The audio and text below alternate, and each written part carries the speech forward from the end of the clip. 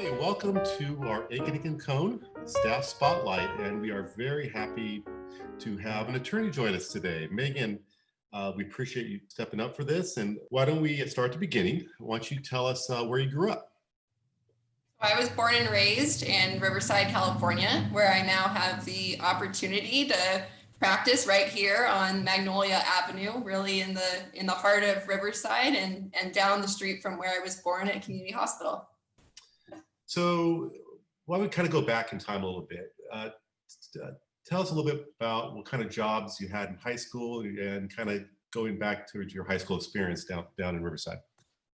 Yeah, I attended Riverside Poly High School, which I think is the oldest high school in Riverside. And throughout high school and actually long before, I think starting in second grade, I found myself frequently working at my family's fruit stand in Riverside and grew up every winter working at the Christmas tree farm, really learning the value of hard work, learning that service-oriented mindset and how important it is to make people feel heard and seen in that type of work, which I think translates to my role as an attorney here today.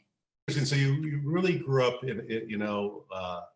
around the family business, and I think I know a little bit about that. And so, tell me what got you interested in law as you kind of grew up in this family business. If you ask my mom, she would probably tell you I always made everybody else's problems my own growing up.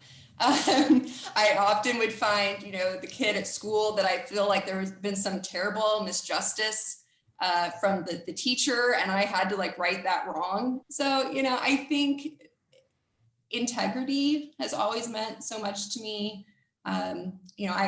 I have a real respect for rules and structure in the justice system. And so, I think all of those kind of life experiences along the way led me to seeing the law as not only a logical career path, but something that, I can't wait to get here and do every single day. So that eventually led to law school. So where did you go to law school, and tell us a little bit about that? So I went to Chapman University School of Law in the city of Orange, same as some of my other friends here at the firm, like Atticus and Ryan and Michael. And, it was through Chapman really opened so many doors for me. I did both my undergraduate studies at Chapman and then stayed for law school. And it was through Chapman that I actually met Wiley. How long have you been with the firm now? Almost 8 years, coming up on 8 years. And I know when you first came in, we got to work together in the Santa Ana office and eventually moved down to the Riverside office when we opened that up. So tell me a little bit why it's so important to you to work in the Inland Empire and your thoughts about that. My heart and soul has always been in the Inland Empire. It always will be in the Inland Empire. This is my home. I think the people of the Inland Empire are incredibly a special bunch. I think the sense of community is very different here. Your ability to effectuate real change.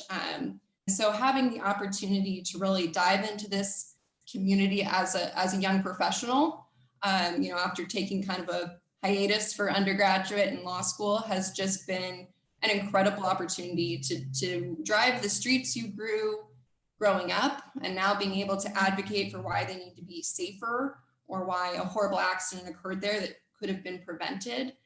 It just is so incredibly meaningful to me to drive down, by a parking lot that's now safer because of the work we've done. Not only are we bettering the lives of our individual clients, but we are making the world a safer place, and having the opportunity to do that in your hometown, in the home region, really, because I think, the Inland Empire is vast, but we are very united, is just, there's just nothing better than that. So. And I know, Megan, that your sense of community for the Inland Empire is very, very strong. How have you gotten involved down there to kind of get a better sense of the legal community, and tell us some of the stuff that you're involved with in that area? So I really see my involvement as multifaceted here. So there's the legal community aspect, there is the community-minded aspect, and then there's the nonprofit involvement. And I think that in order to really get an incredible understanding of where the Inland Empire is and where the Inland Empire can be in 20 or 30 or 40 years, I think having an active role in all three of those areas was vital for my development and will continue to be, for the rest of my life. So I have the opportunity this year to serve as the Consumer Attorneys of the Inland Empire president. CAOIE is the local trial lawyer organization under our umbrella Consumer Attorney of California organization that oversees consumer advocacy for the state. So having the opportunity to serve with that group has been incredibly important for my development, because we're really we're all over the place. There's people in San Bernardino, there's people out in Palm Desert, in Ontario. And so bringing together, it is such a vast region that it's so important to make sure those ties are reaching the far corners of the Inland Empire, so we know that we are effectively advocating for consumers throughout this region. I'm also involved on the Riverside County Bar Association Board of Directors. And again, the Riverside Bar, the legal community here is incredible. They're such a family. They really brought me right in when I moved back out here to the New Lawyer Academy, and have just pulled me in, and we really lift each other up. I think there's such a strong affinity to our legal community that really I hadn't found anywhere else yet. Then on the more community or civic minded side, I serve on the Raincross group, which is a local advocacy group. In addition, I'm a budget engagement commissioner for the city of Riverside, where we look at how Measure Z funds are being allocated within the city. And then lastly, I would say on that nonprofit side, I'm involved with many nonprofits, such as the American Diabetes Association, the American Heart Association's Go Red for Women movement. And then lastly, the Janet Goski Foundation, where I serve as chair-elect. Janet Goski Foundation is just like such an incredible jewel in our community. It's for those 55 and older, and it provides all types of services, everything from yoga classes and Zumba, woodworking, Spanish classes, French classes, and it really is all about successful aging, which, as we know in the work we do on our elder abuse cases, on many of our medical malpractice cases, successful aging is incredibly important, and now more than ever as our population is aging. So, I think having the opportunity to get involved and the firm's support to get involved in a variety of different organizations that span really different areas of our community has given me a great pulse on where the Inland Empire is and where we hope to be. Why don't you tell me a little bit about the areas that you are focused on in the law, and maybe what are your favorite memories of being a lawyer? Yeah. So, overarching, we specialize here in traumatic personal injury, wrongful death, and medical malpractice work. But, often through many cases with you, Chris, and with Wiley, we really have a special affinity for our trucking cases.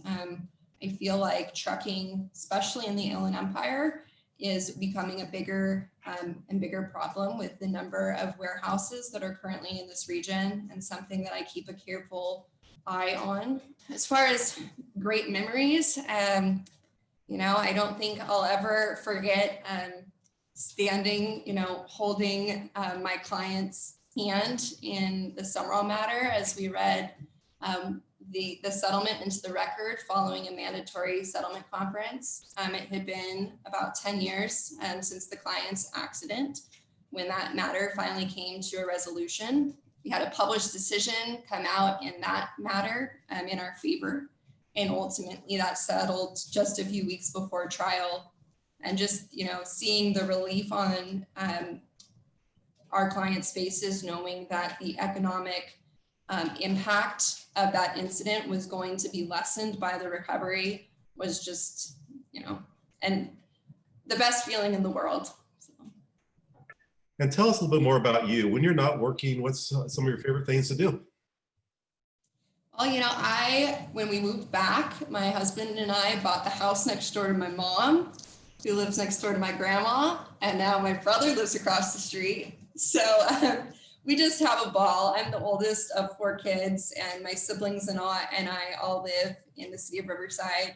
So we're really an incredible kind of built-in support system, and they're my very best friends. Tell us one thing that, about you that might surprise people.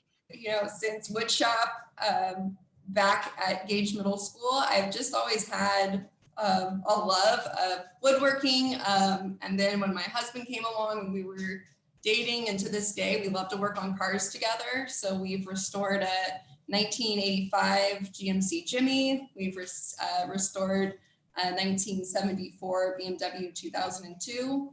I love the opportunity to go and work on a project.